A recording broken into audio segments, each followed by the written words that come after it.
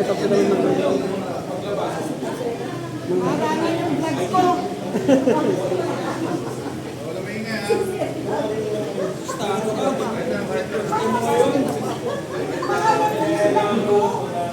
This is my second vlog. My first was the one ago. Okay na naman. Okay na naman.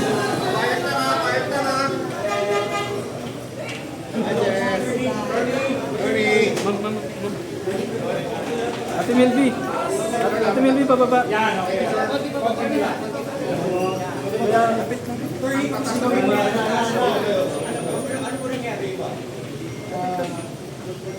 Meron po kami very productive na exercise kanina.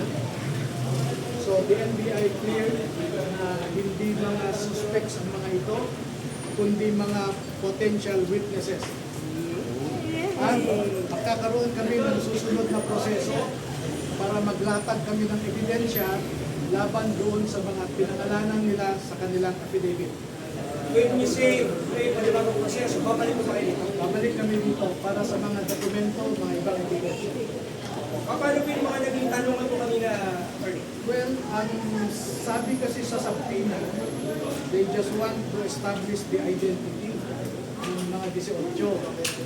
So sabi ko, okay lang kami sa identity, so pinakita namin yung kanilang serial number, government issued identification cards, etc. And then sabi ko, pumayag kami na magtanong pa sila. Kaya isa-isa nilang tinanong. Ano ba yan? Isa-isa silang tinanong kanina. At okay naman. Sabi ko nga, very productive po yung araw na ito para sa hinahangad natin na magkaroon ng justisya doon sa mga ninakaw sa kaban ng bayan. Attorney, initially po, ang gusto lang po ng NBI ay one-on-one interview sa 8 Marines. Pero ano po yung naging pinatapusan po nito? Pinayagan po, kahit walang authority ang NBI na one-on-one sila, dahil kailangan na matulad sana ng bawat isa, pero pinayagan po namin sila. Bakit po? Eh wala naman kaming itatapon na Tama naman, tama. lihim o ano. So, kaya nga sila nag-affidavit, handa po silang panindigan yung kanilang sinasabi. Sir, pa-clarify naman yung sinasabi mo na pinapatawag din sila ng ombudsman sa Pina. Kailan? Merong letter ang ombudsman sa akin na gusto rin nilang tingnan itong affidavit. Walang petsa, no? Walang petsa na tingnan. Camera please. Sir, gustong tingnan yung affidavit, pero paano ba yun? Invite din nila na pumunta doon yung Pina. Maaaring ganun. No? Pero pupunta ba kayo? Bakit attorney? Bakit hindi? Inimbitahan kami. Pero for you, attorney, hindi yung parang redundant. There's an investigation na here sa NBI. Since deputized naman or pwedeng dumiretso na lang sana doon, bakit pa dito sa NBI? Yan po yung point namin noon, madodoble lang. Pero pagbigyan natin sila, kung gusto ng NBI mag-investiga, cooperate kami. Kung gusto ng ombudsman na mag-investiga, cooperate kami. Sir, ang answer po yung mga issue na di umano ay may mga sinabi ko po ilang mga members po ng APOs na hindi po tumutong pa. Katulad po yung flight logs ng air taxi na di umano from 2023 to 2025. Wala daw po ganong klase ng paglipad sa bahagi ng Ilocos. Ano po tuloy niyo po? Ganito na lang, no? Kasi ang dami, clarify namin kanina yung mga sinasabi ni Director Matibag sa media. Narinig nyo naman siguro, napanood. Unang sinabi ni Director Matibag, 14 lamang daw ang Marines. So, pinakita namin na 16 talaga ang Marines, 2 ang Army. So, napatunayan namin na hindi totoo yung mga aligasyon ni Director Matibag. Pangalawa, yung sinasabi niya, isang general daw, plus 75 ng PMA, ang natakot sa kanila. Pinabulaanan namin yon na hindi totoo. Number 3, ang sinasabi ni Director Matibag, nagpirma lamang ang mga ito dahil meron silang economic problems, economic reasons daw. At ipinakita namin na hindi kami nabayaran, bagkus ang gusto lang namin ay lumabas ang katotohanan tungkol sa bilyon-bilyong ninakaw sa kaban ng bayan. Yung flight detail, sinasabi po ninyo, ang sabi ni Director Matibag, sa 2023 to 2025, diba sinabi niyo? ay wala daw aeroplano ng air taxi pumuntang Ilocos. Eh, kinaligtaan niya yung 2022. Bakit ba 23 to 25 lang ang sinasabi niya? Kasi 2022, mag-deliver sa Ilocos, nagamit ang aeroplano. So, hindi ko alam kung saan nanggagaling yung intel o informasyon ni Director Matibag. At lahat po yan, naklaro namin kanina at sa tingin ko, nakumbinsi naman ang mga investigador. So you're saying, sir, in 2022, meron, sigurado may flight logs po yun. Yes. Eh, ang sinabi lang niya, 23 to 25 eh. He conveniently skipped 2022. Hindi dapat ganun ang investigador. Ang investigador, bago magbukas ng bunganga, he should first be sure of his facts.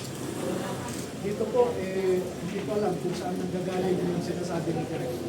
Kanina po kinwestiyon ni Topacio yung leadership ni Matibag dito sa India. Do you share the same sentiment? Hindi ko po narinig yung sinabi ni Topacio so hindi ako makapag-comment. Kamoting kahoy daw yung minsan yung mga liderato ng Kalingban. What's your comment? Ayaw pong mag-comment. Idea niya yun or opinion niya. Attorney, di ba kayo hihingi ng kasi sabi mo nakatanggap sila ng death threat? Kaya naman natin i-handle yan. In fact, sabi ko nga kanina sa taas, merong 3 bahay ng mga dating sundalo na pinasok. Hindi yung mga kasamahan ng mga ito. Isa sa Cagayan, isa sa Iloilo, mananakot. Pinasok nila, sir? 3 sa 18 ex-marines yung pinasok ng bahay. Hindi kasama sa 18. Kasamahan nila dati kay Salvito na trabahan ko. Pinasok ng bahay. Mananakot. Pero attorney, hindi naman inutusan kayo ni Salvito. Hindi. Hindi ko man kilala yan. Gusto ko nga makulong siya dahil sa pagnanakaw niya Sir, para malinaw lang, willing kayong mag-submit ng independent affidavits isa-isa sa ombudsman, sir? Walang problema. Kung ano man ang gusto nilang forma. Kung hindi nila maintindihan ang ibig sabihin ng joint affidavit, pwede kami mag-individual. Walang issue. Sir, satisfied na po ba kayo na dito ginagawa yung investigation? Mas gusto ko rin po matuloy sa Senado kung Lahat rin po ang Senado. Wala kaming impluensya sa kanila. Pero kahit saan kami dalhin, pupunta kami. Malalang lumabas ang katotohanan, the test, the credibility of the 18, we are open to that. Sir, 100 daw po yung pinausap, umano, and 38 daw yung pumaya, including the 18 birds. May 20 daw pa po na Hindi ko alam din yan. Hindi ko alam kung saan nang gagaling yan. Pero may lalantad pa, attorney. Ayaw ko munang sagutin yan. Sir, ano yung kwento doon sa 3 yung pinasok ng bahay, yung mga kasamahan nila? Pakwento lang po. Ang idea, ang assessment ko, pananakot lang. May idea kayo, sir, kanila, sino? bakit hindi po sila tinagit? Bakit po yung mga kasama? Oo, yes. Para wala nang lumabas na iba. Sir, sino? Yung may idea kayo, sino yung nasa likod yung mga pumasok doon sa bahay? Meron akong idea pero hindi ko may share. So may lalabas pa talaga, sir? Ayaw ko munang sagutin yan. Mga ilan pa yan, attorney? Mga ilan na lang? Hindi ko alam kasi ang computation ni Director 100 pa daw. 38 daw, sir. 30 daw po including na 18, so may 20 pa raw po na. Hindi ko rin alam yan po. Sir, meron sa inyo, sir, meron po bang lalabas or wala? Ayaw ko munang sagutin. Sir, anong klaseng death threat, sir? Yung natatanggap nila? Kasi sir, di ba yung 3 pinasok na, Sabi tinakot naman na na para... namin yung text messages. Anong sabi sir sa text messages? Mag-ingat kayo kasi kung hindi nyo mapataok itong gobyerno, meron din kayong kalalagyan. Mga ganun. Kailan yung tagap yun, sir? Sometime February. Early week. Ilang messages po yun? Ilang messages? Sunod-sunod kasi yun. Meron pinakatumatak po sa inyo? Galing pa yun sa active na military officer. Directly pinasa po sa inyo, o pinasa lang po ng isang tao nakatanggap? Sa kanila, Sir, lahat sila nakatanggap ng text message niyo doon? may 2 nakatanggap, kaya pinabasa sa kasamahan. So sir, before press con, Before press con, sir. Yes. So alam sir na lilitaw? O iyon yung nag-trigger sa inyo para lumabas? Paano ba sir? Hindi naman. So- Wala. Hindi kami affected sa threats. Attorney, Okay po. totoo po ba sa 18 ano dyan, hindi daw po tamo sa Manila? At linaro na namin yun. Hindi namin alam kung saan nanggaling yung sinasabi ni Direktor. Pero naipakita namin ang prueba na 16 ang Marines, 2 ang Army. May driver po. Si Direktor ang tanungin nyo doon kasi hindi tama yung sinasabi niya. Attorney, kailan po kayo babalik at ano po yung inyong pakay na ma-accomplish ninyo kung babalik yung Senate? Next week, babalik kami para dala na namin yung mga ibang ebidensya. Kasi yung subpoena nga, iba nakalagay lang doon to verify the identity. Hindi naman nila sinabing dalhin nyo ang mga ebidensya. Sir, So kasama next niyo. week po yun, next week. Kasama Attorney. niyo yung Sir, lahat kayo, sir? Oo, lahat na. Parang 90, hindi ko makuha. Bibigyan daw nila ako ng sulat. May we Basta hear, next week. may we hear from one of your clients, statement lang from one of your clients, kung kamusta kanina yung pakikipag-usap sa NBI agent. Satisfied kami sa nangyari kanina. Sir, pwede one of sa your isa sa clients, kanila, sir? kahit isa sa kanila, okay Isa lang? po. Oo. Kung ano lang yung nararamdaman nila kanina ba? Sir, kamusta kanina, sir? Kamusta kanina? Lapit ka lang sa mic, sir. Lapit ka lang. Okay naman po yung trato nila sa amin. Oo. Anong trato, sir? Mga taong, sir, mabait naman po. Mabait po sila. At, mabait po sila. Okay, mabait po sila.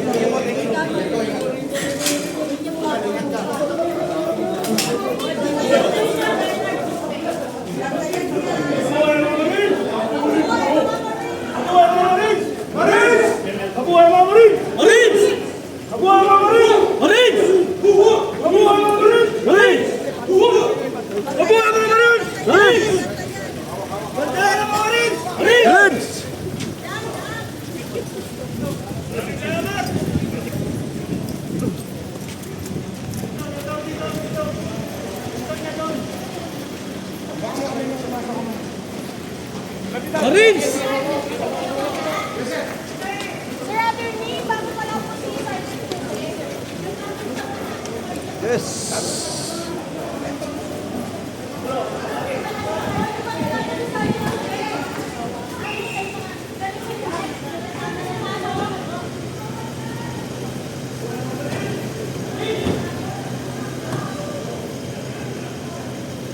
Attorney!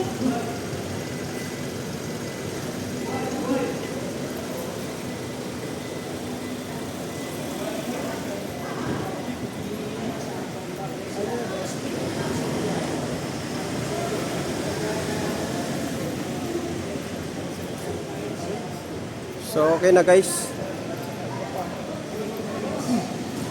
So okay na. Na-interview na yung 18 Marines.